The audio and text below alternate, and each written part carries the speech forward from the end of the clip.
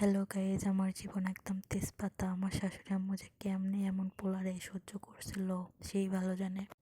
সে রাতে ভাত খাবে না, তার যা মন চায় সেটাই তাকে বানাই দিতে হবে।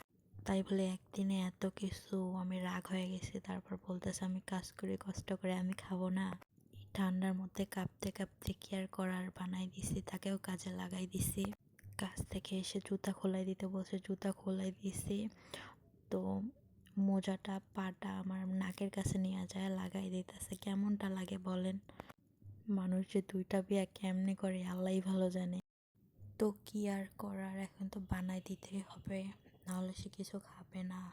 যেটা বলবে সেটা তাকে করে দিতেই হবে। নাছোড় বান্দা একদম। ঠান্ডার মধ্যে কাঁপতে কাঁপতে সব কিছু বানাই দিলাম।